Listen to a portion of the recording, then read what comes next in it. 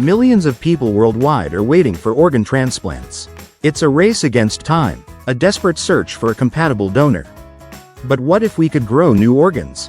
Imagine creating a new heart, a new kidney, or even a new liver, tailored specifically for a patient. That's the promise of regenerative medicine. Regenerative medicine is focused on repairing or replacing damaged tissues or organs. One of its most promising applications is in organ transplantation. Scientists are working on ways to engineer new organs using a patient's own cells. They take a small sample, then reprogram the cells to build the new organ.